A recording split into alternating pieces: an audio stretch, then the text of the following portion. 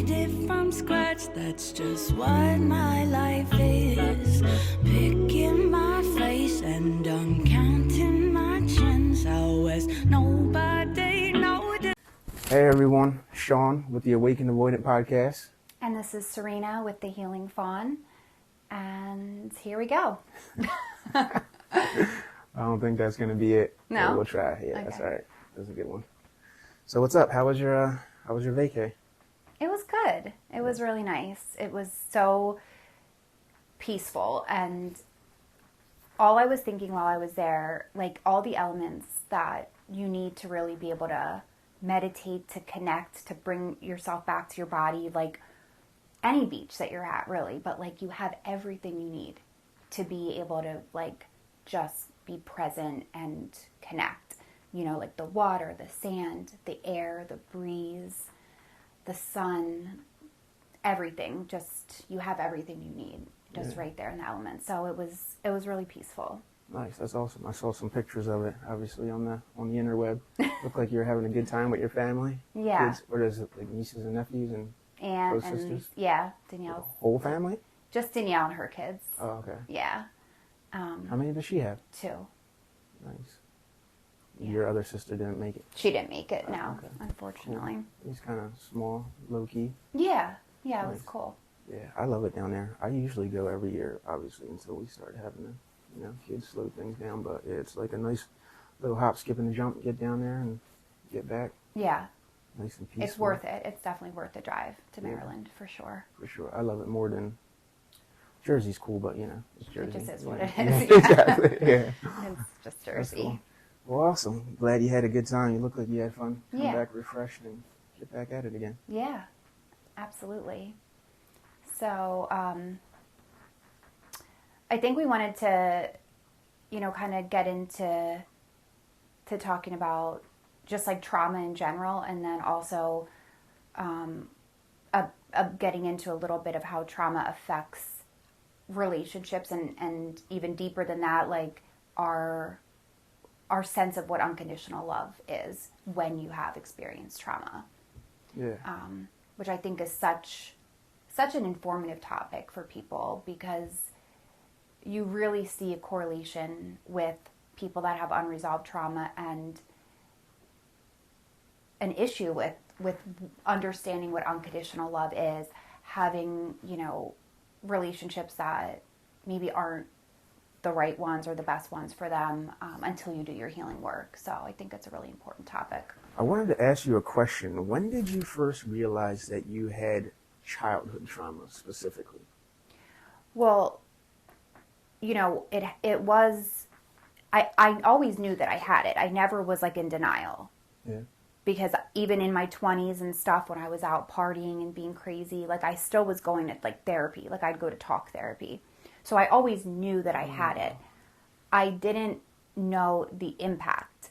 I thought because I could talk about it and I could go and sit and tell someone all the details and blah, blah, blah. And, if someone asked me, I could share that I was fine because I could talk about it. That's the big disconnect, is that just because you can talk about it, just because you're aware of it, does not mean that you've healed at all from it. And my personal experience was that I really was not at all. I was a walking trauma response, as I said. Yeah. I had no idea who I was. And so then, to answer your question, it really was not until going through the separation and divorce for me. Oh, you realized the impact of it? Then I realized that I really was such an unhealed person that never dealt actually with the trauma that had manifested in my body, and talking about it didn't really do much of anything for me. Yeah. I love that you always talk about moving past awareness. Because, like me, I don't know, me or most guys, I'm always like, yeah, I'm aware. Like I keep saying that. And you were never like judgy, but I could always tell whenever I would say I'm aware to you, you'd just be kind of like, there's more to it than being aware. Yeah. So, the fact that you like reiterate that point that there's something past awareness, I think there's probably a lot of people that are aware but have no clue what to do. I'm one of them for sure. Like I can admit that I didn't have a clue what to do past just being aware. And what I guess just the realization or recognition, it feels good, like it feels like something. So you feel like, yeah, I'm doing something, but you're not really doing anything. You know? Just yeah. So it felt good, like I'm doing something about it, like I can talk about it, like I know that.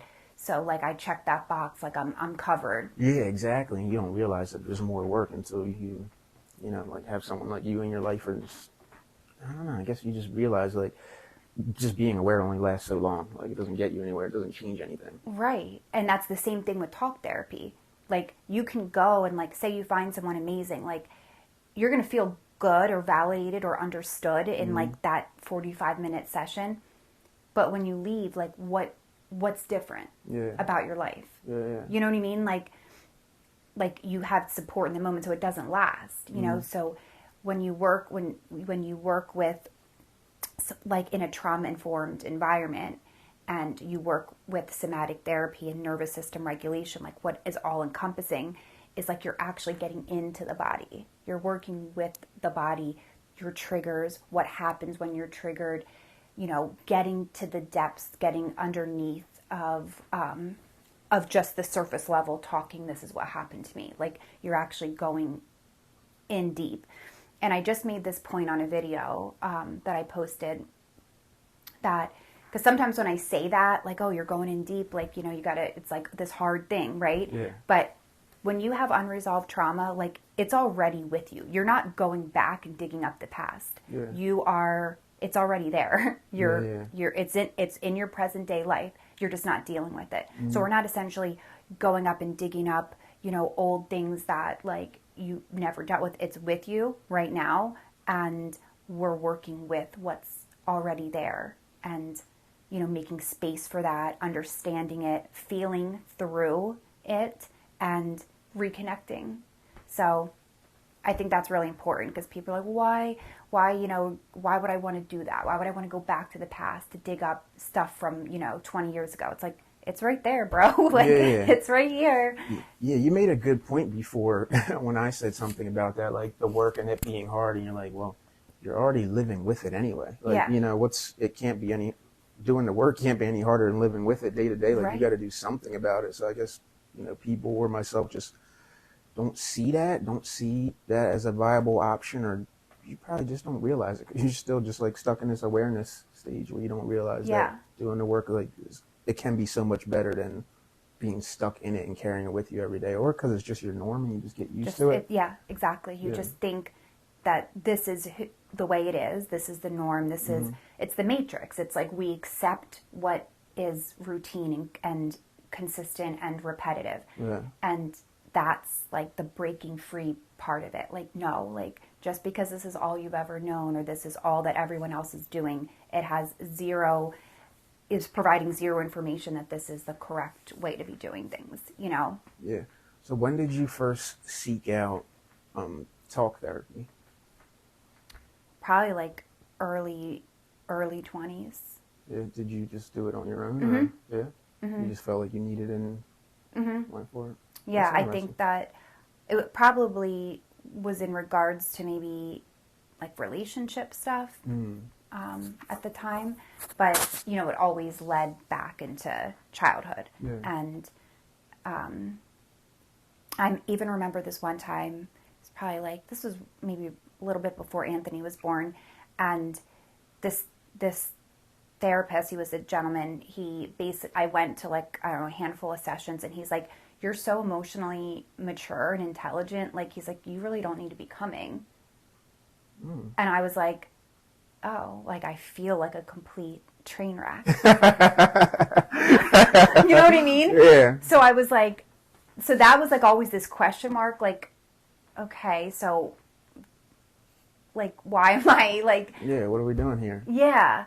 But that really just shows the difference between like talk therapy, like they're helping people really like be able to express feelings. Like I've always been able to articulate feelings, and you know, this is how I'm feeling, and these are the words, you know, that.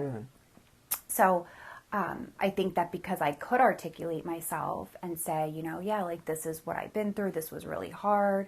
I've forgiven my mom. I've forgiven my dad. These are the challenging things. Now I know this.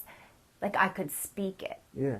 Yeah. Just because you can speak it, it really is, there's so much more like deeper, that my nervous system was so dysregulated, you know, which is a direct correlation to your unresolved trauma. You saw that thing I posted the other day where it was like the amount, or the how did I word it? Something about the amount of triggers you have, or the amount of overreactions or triggers you have is in direct proportion to the amount of unresolved trauma you have. Yeah.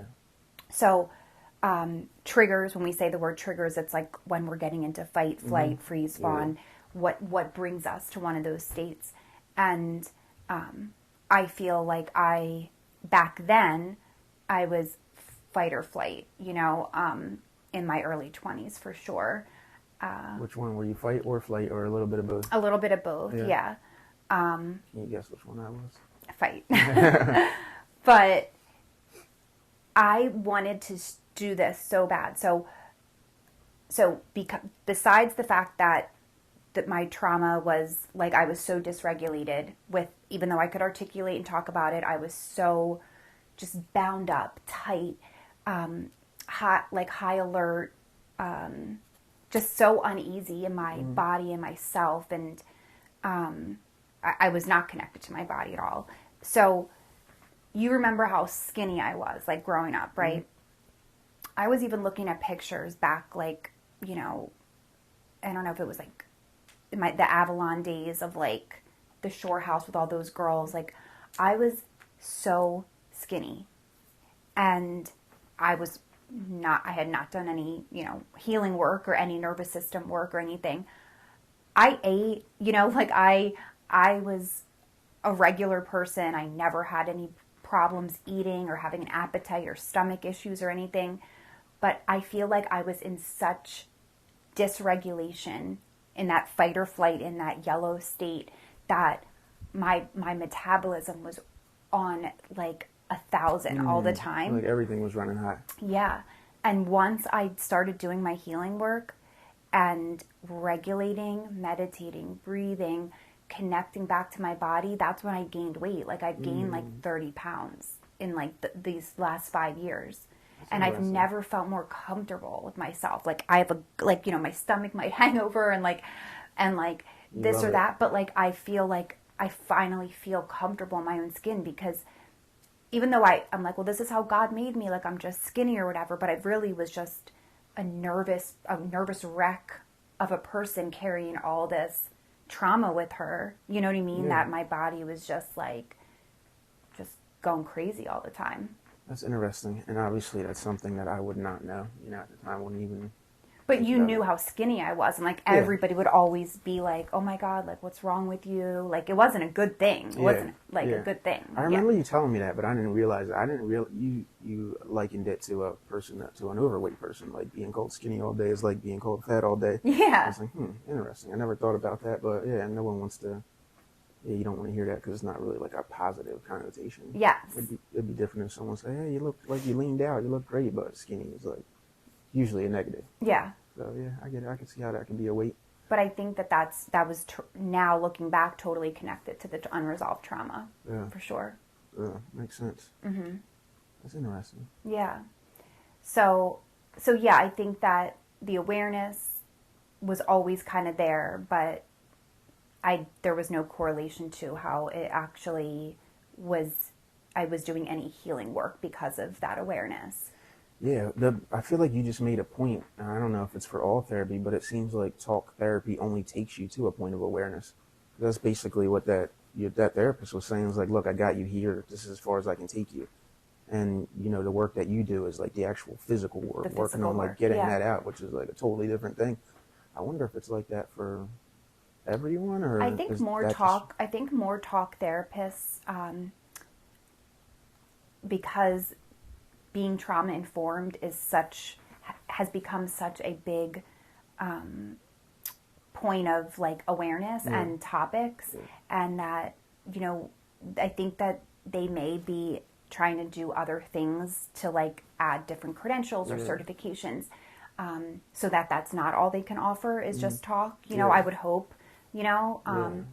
or like a lot of my clients, they'll work with me for a period of time, but also have their talk therapist who they build this like relationship with, that they feel safe with, that they talk to every week about just their day-to-day stuff. Whereas me, we're like doing the deeper work. Yeah, I like that now that you point that out, because in my mind I'm thinking, well, let's get rid of this talk therapy shit. But I could see how combining it all could be good, like the talking and then doing the Yeah. actual physical work.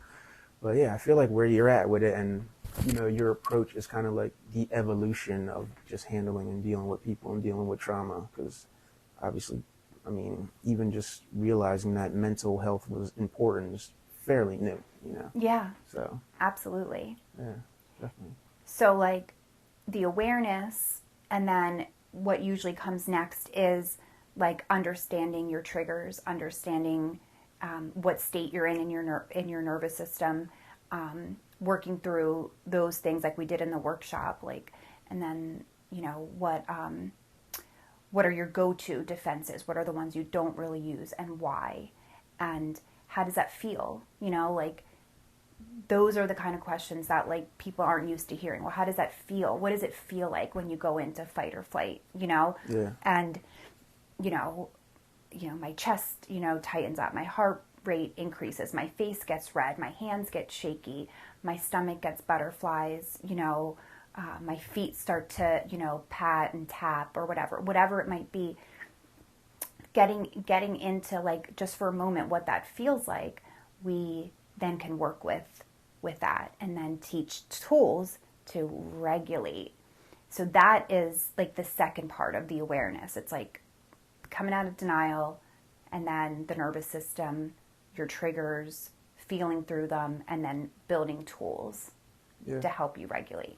Yeah, that's interesting that you were able to realize that you had childhood trauma just from obviously through your experience.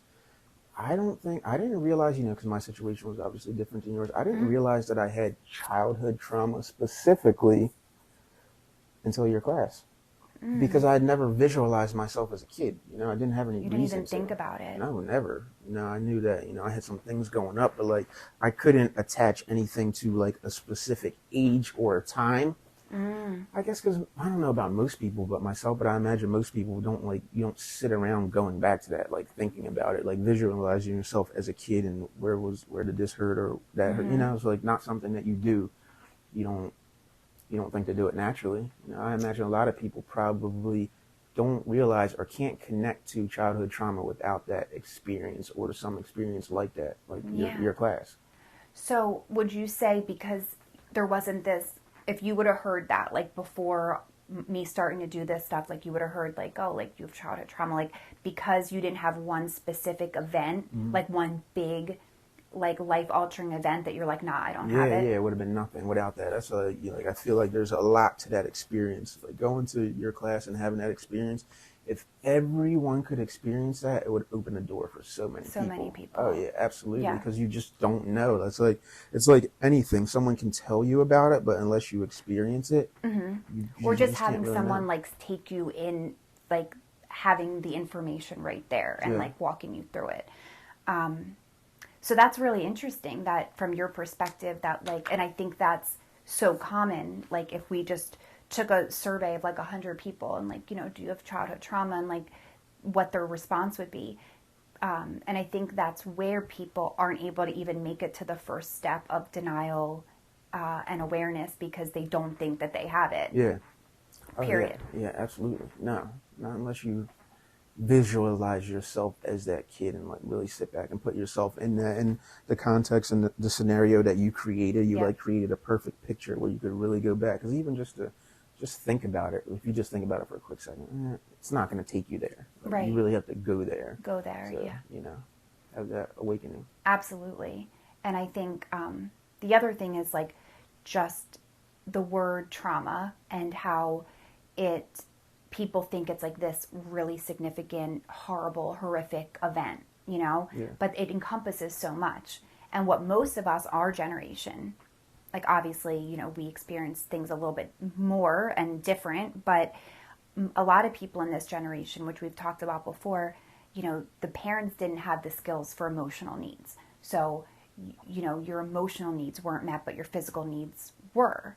So when you lack the emotional availability of your parent, that it causes trauma. That is trauma, Yeah. and it can be very mild to very severe. But they grew up, our parents grew up in a time where if they put a roof over your head and had food on the table, you should have been, so thankful. Yeah. And that was that, like you got a roof over your head, you got food to eat for, 3 meals a day, like shut up and go to your room, And I think that this time, the last 10 years is we're really understanding the impact of well, look at what the products of that have come to now. Yeah. That a society of people who have no idea how to manage conflict because they were never taught. Go to your room, shut up. You know what I mean? To men would be man up. Grow up. Yeah. Stop being a baby. Stop being a wuss. And you'd go to your room. You'd isolate. You'd have nothing to, no one, no outlet, no safety, no resources, and you deal with that. Then you grow up and you become an adult who can't deal with conflict. You get in a relationship, and the first sign of conflict, is when it's getting a little too serious. All these potential things are triggers because you were not given the emotional toolbox. Yeah, you're just gonna shut down. Yeah. Yeah, absolutely. Makes sense. As you sit there and talk, I'm like, all that sounds eerily familiar. A lot of that sounds like me. Luckily, I don't have any qualms about reaching back into that bag and seeing it and just being honest about it. Yeah. It is. To me, it feels good. I know a lot of people don't really enjoy that, but it's what are you gonna do? It's either do it or stay stuck. Right. And once you see these repetitive patterns, you're gonna keep repeating it, or you're gonna do something different. Yeah, that's exactly what it is. You're right. Just what are you seeing in your life, and having just the slightest bit of awareness that this really sucks. I don't like this. I don't like the way I'm living. I don't like the way I'm treating other people, or vice versa. I don't like the way I'm being treated by family members, friends, coworkers, significant others, or I'm exhausted from just living this way, and I just don't want to anymore. And the thought that there might be another way, there might be something else different I can do, is all you need, to open that door. Yeah, for me it was kid. It was kid. It's man, there has to be something different. I don't care what it is. I would swim thousands of miles. There has to be a better way. Yeah. Him, especially as as you see the generation and the culture, how everything's a lot of anger, a lot of sadness, a lot of people, it just seems like no one really knows quite what to do. It's reaching an apex or reaching a point where it's just so much the gap between, have and have nots, and, everything is just getting too wide, and people don't know which way to go. And they think it's normal, or they think it's just to be expected, or I accept it. This is just the way it is, you know? Yeah, it does not have to be that way at all. No. So yeah, I think that's really important, and that's the one thing that I really want people to know is you don't have to have this extreme event happen in your life to have had childhood trauma. I've worked with so many clients that will come and say, I don't think I had any trauma. I don't think that I had anything from my childhood. I just don't know why I am the way that I am. And sure enough, as we dig deeper, sometimes it might take a little while, but there is this lack of emotional needs that was present. And that as a child, they felt like I was rejected by my parent in some way, rejected, neglected, pushed aside, and that is what led them to have all of these other potential barriers in their adult life. So it's something, I don't want to say simple because it's traumatic for a child, but it's not this big, crazy event that people think it is. You know, it's just being rejected.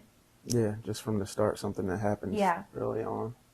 Yeah, I can see that. I relate, definitely, because I feel like we talked about how childhood trauma affects your ability to love unconditionally. Mm-hmm. That's kind of where you wanted to take it. And for me, it was definitely that, like, obviously, back to the dad thing. Mm-hmm. I think most of us as Did humans... you ever have contact with your dad?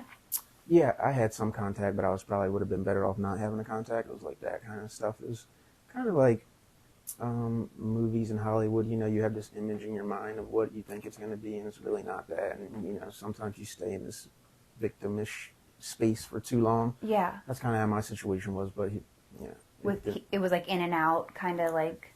More out than in, but very little contact. Okay. It's not seeing very much, but I think, like, we come into this world, 9 months you're attached to someone. So when you come out, we all have this innate desire to be loved unconditionally. Mm-hmm.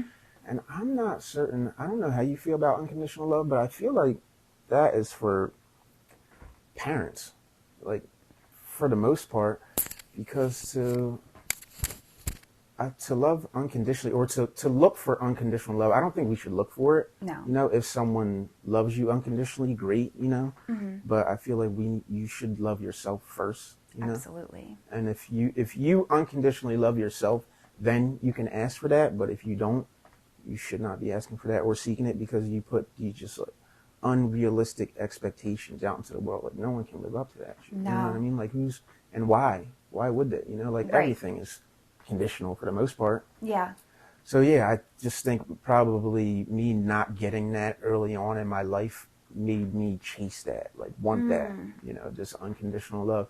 And I think when you want that and you're young, you're just expecting someone to love you for the way you are, and you're not thinking about working on yourself or becoming the person that deserves that. It should just be. You should just receive that back. And the moment someone doesn't give you that, you're like, I'm out, because it Yeah. reverts back to your childhood. Like, Yes. the person that should love you doesn't love you. So the moment someone doesn't, give you that, you're like, no, I can't be here. This reminds me of something.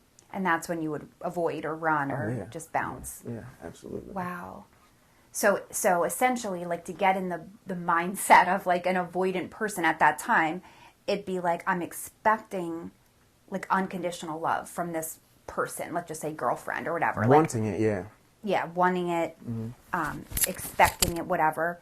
And then something happens and you receive it like, I'm not unconditionally loved. Like, let's say she's like, well, you didn't call me last night, or you were being rude, or, gave me an attitude, whatever it might be. Yeah. Then you would be like, oh, wait, so like, this isn't like, I'm not just getting all this like love and like whatever. So they have a complaint or a concern or an issue. Yeah. So I'm out. Yeah. I would assume it's like that do you think it's like that for a lot of people? Yeah. I would assume, because people don't realize. Yeah. that. I was trying to get into like the like actual thought process of that, because I think that's really interesting. Like, from your perspective, like, I was just expecting unconditional love. Like, I wanted it. And what I interpret as unconditional love is no complaints or no concerns or no issue with me at all. Yeah, exactly. Like, you got to put up with my shit behavior. Yes. Which is crazy, but you don't know that at the time. You don't even realize that you're searching for that or needing that, but you are, because it's innate in all of us. Like, we all want to be loved. Yeah. From the moment we come out, you get love, or you're supposed to get love. Whatever it is in us humans that make us desire that. Yeah. And we all need it. Pretty much forever. I guess there's some people that don't need. Well, what do you think? You think everyone needs to be loved? Well, yeah, I do, Yeah. and I think that it starts with like to love yourself unconditionally. Is necessary.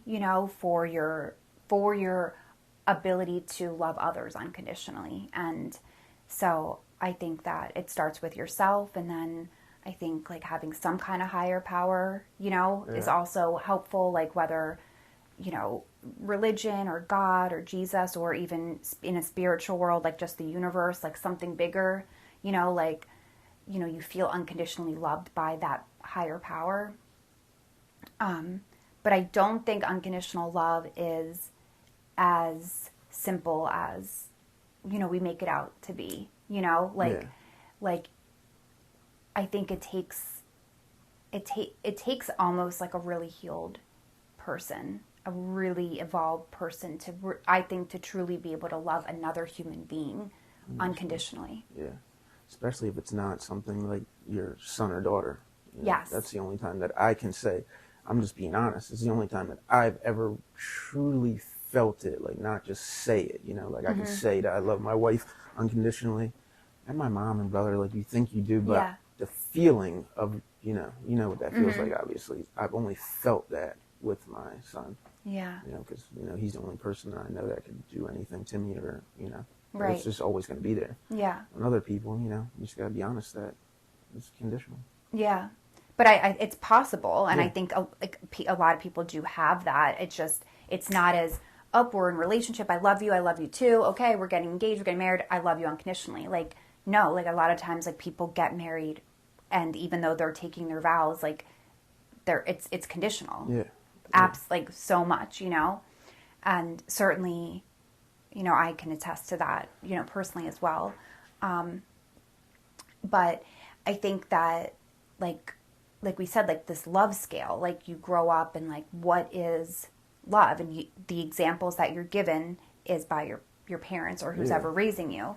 And if you were raised in a home with alcoholic or people that use drugs, parents that use drugs, or mentally, like parents that were mentally unstable, your scale of love looks very different than someone who doesn't have alcohol, drugs, mental illness, because it's so chaotic. It's one day you might feel really loved because your parent is sober or your parent's on their medicine and everything's good, but next week or next month, you could have that same interaction and they completely neglect you, reject you, push you away, or just completely not there at all and just like disappear. And so what does that tell you about love as you grow up? Like take that and then put it in a relationship when you're 25, 30 years old. I can have someone in my life who's good to me and is really loving and sweet and all these amazing things, but next week he could be a total jerk, D-bag, treating me horribly, and it's so unacceptable. No one should ever have to deal with that kind of behavior. And then he comes back and says he's sorry, and you put that back on top of that love scale that you had as a kid, and it's like, well, yeah, I mean, some days are good, some days are bad. And so you're measuring from a place of conditions, like whether it's their ability to be there or not, it's conditional, because people should be, unconditional love is no matter what, you are able to be the safe space for someone whenever they need it. No judgment, no like negative connotation at all. Like you have pure love and safety. Yeah, regardless. Yeah.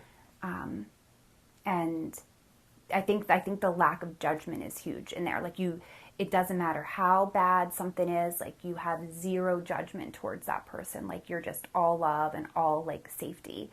And so does that make sense? Like the scale of like, yeah, absolutely. Like here's the scale that I was given, almost like I'm picturing like a number line in my head, how you'd be like 10, 20, 30, like here's your scale and this is how you measure stuff. And then as you get older, you take those relationships and use that same scale. Yeah, absolutely. I would imagine it would be like a person that was raised in the home of a narcissist or something, and then going out and trying to love. Like, I don't know if that person even really knows what love is, because they may have never truly been loved, certainly not unconditionally, probably always conditional. So that's hard. And like with like narcissistic parents, I feel like it's such a complicated topic, but a lot of times you'll see that they're always bringing it back to themselves, or it always has to do back with them. So like the children learn either I need to be all about myself as well when I get older, or I'm going to people please and do everything right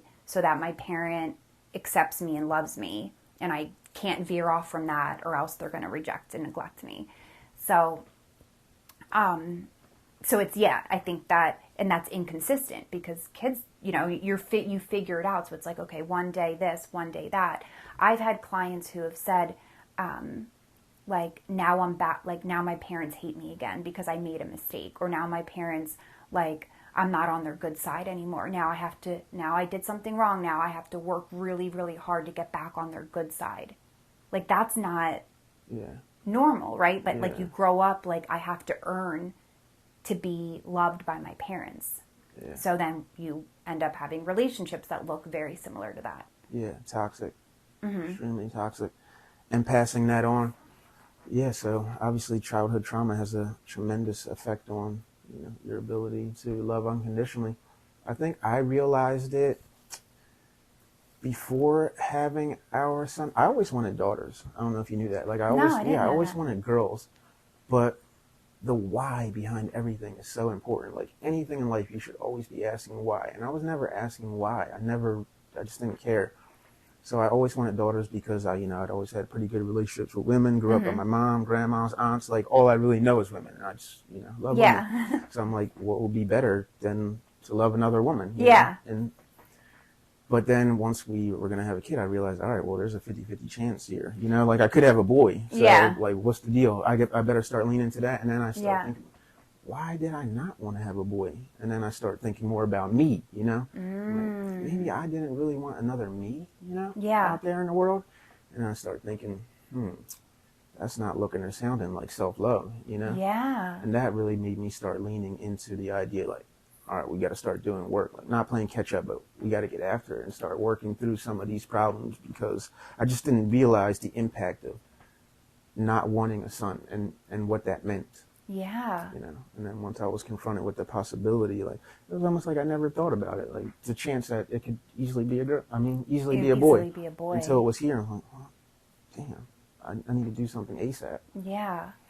Yeah, so that's how childhood trauma, impacted my ability to love unconditionally, or start working to make sure that I love myself that way so that I can give that to him. Yeah, because I wasn't, I'm crying in class 3, so clearly there's some issues there. But not really. I mean, that's not that there's necessarily issues, but like, that showed like your vulnerability essentially, and like your ability to connect to that. So like you said, like, the awareness was there, but like, it was just going deeper into like those other pieces, and I think that was just the right place, the right time. Like, your son was just born, you're having all these thoughts as it is, and like, what would you say when he was born? Like, okay, he's a boy, like, all these thoughts, like, did that unconditional love set in right then? No, not the second. No, okay. If I'm being honest. No, it wasn't instant, but only because like the birthing process was, I wouldn't say unusual, but there was moments where it was like, like touchy, kind of stuff in the operating room, where someone said something like, "Oh, his heart rate's dropping." I'm like, shit, just take you to the worst place ever. Yeah. So I guess I couldn't be vulnerable all the way, because there's a possibility that maybe he wasn't going to be here. So, I couldn't let go. Yeah. Yeah, you couldn't embrace like the feeling at that point. Yeah. Yeah, so no, it took, and then I don't know if it's for all men, but as you work and change and everything, sleeping in the room with them for the first week, you start to build it. Mm-hmm. But I don't know. Yeah, because I can't say there was. Yeah, I wasn't really allowing myself to feel. I'm being honest. In the moments, because scared. You were scared. Yeah. I didn't really have the tools still. And then it just built. It just, like, when we say build, not like your love built. Your walls lessened. Yeah. And the vulnerability, the openness was coming out more and more, that you could accept that love. Yeah, absolutely. Yeah. Yeah, and then doing the work. So whenever I talk about it with you and put it out in the world, it's just, I don't know. I try to communicate how amazing that it all can be. Yeah. It's a gift if you welcome it and step out there and do it. Mm-hmm. Don't be scared. Because even in the moment of me being scared, I probably lost something. Like I definitely missed something there for those moments, but I'm not mad about it or anything. But had I been had I welcomed some of this a little bit earlier, and I know it's the journey and we come to it whenever, but had I been there a little bit earlier, I maybe could have been a little bit more present in that moment. Yeah. You know? Yeah. That would have been nice, but, you know, Right. be present for other moments. Some people aren't present, like, at all, like, their whole, you know, throughout their whole children's childhoods, you know what I mean? Like, because they just don't have it. So, you know, you are really blessed in the sense that, like, it all kind of happened all around the same time for you. Yeah, absolutely. Yeah. The other thing, you know, when it comes to that love scale and like unconditional versus conditional and all that, I can say for myself and a lot of my clients too, like the person who you choose to be in a relationship with, a lot of times that person, when you're unhealed and you're comparing your love scale, isn't even capable of, like, they don't love themselves. They're not capable of even taking care of themselves fully. And something's lost in your brain that you don't think about that. Like, you don't think like, all right, well, he's barely making it right now. You know what I mean? Like, he's barely hanging on. Yeah.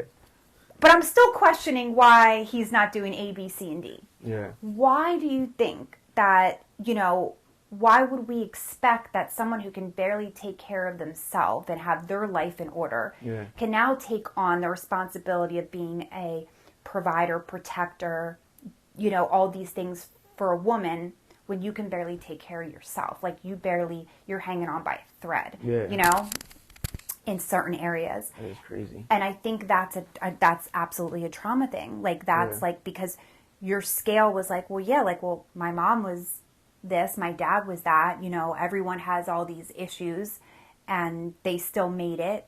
So, like, you have all these issues, you could still make it. You know what I mean? Like, everything's like this subconscious comparison. And I think that for me, I feel like I ended up with a lot of people who, in my journey in relationships, I've ended up with a lot of people who didn't have the ability to really, like, take care of themselves in, like, a really functional, adult, healthy way. And then I still was involved and still expected them to be up to par with normal, you know, relationship, marriage standards. Yeah, that's interesting. Mm-hmm. And I don't know if you've heard this quote, but they say, people that have childhood trauma, women, when you have unresolved childhood trauma, you know how to love. You still know how to love. You just don't know who to love. And men know who to love, but not how to love. So men still pick the right people, but they just don't know how to love you back. And women pick the wrong people, but they know how to love. Yeah. And that feels very true for me. That's interesting. There's certain things in my life that we always talk about the repetitive patterns that we see and hear. And, you know, you hear people say things like, or parents say things like, I loved them as best as I knew how. And to me, that saying is like, it just sounds like a cop-out, you know, because, like, the best you knew how may have been the worst shit ever. You know? So, like, maybe you should do something more. I guess that's, like, what I'm saying, what prompted me. Like, I hear these things that I know that there's nothing there. Like, I know what you're saying is, it's out of fear. You know? Like, people are scared to do the work, and you can throw that out there and, I guess, make it seem like you did something, you know? But, you know what you did, you know? Which was the least you could do. You know, that best I know how shit. To me, that's unacceptable. Right. You know, I agree. Like, unless you got some amazing love or, you know, something, unless you are loving yourself unconditionally, you probably didn't get it, you know? Right. It just didn't happen. So you should be out there doing the work to make sure that you can give that to a child. Yeah. You know, or whoever's in your orbit, you know, it doesn't got to just be a child. Just be a child, right. Just walking through the world with it. Yeah. Period. And I also think that until I did my healing work, and it's a journey, so I'm never done.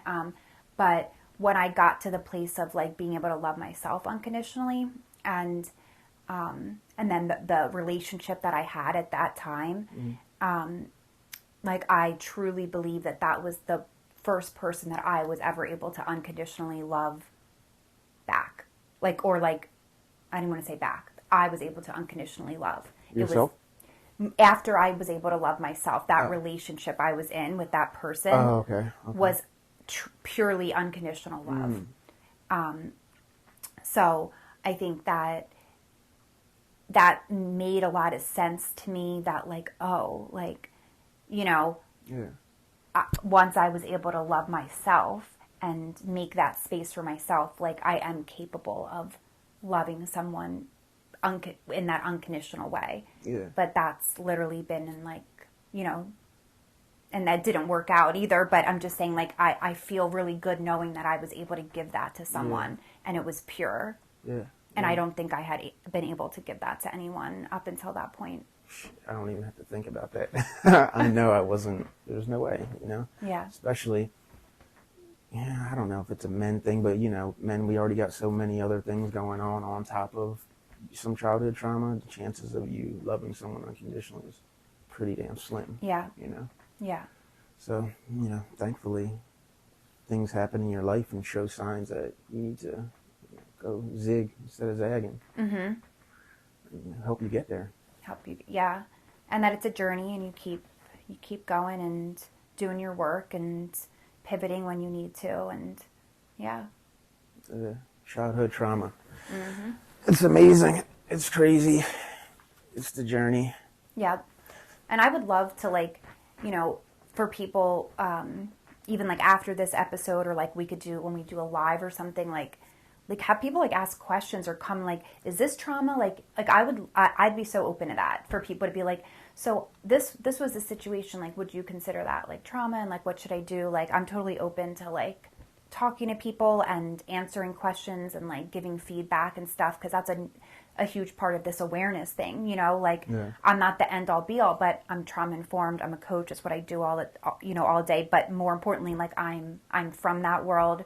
I understand. I've been through a lot, and all my stuff. And you know, it would be great to open that up for people, to just like ask questions about like, like, you know, where this episode might have put some question marks up for them, that we could give them that space or whatnot to.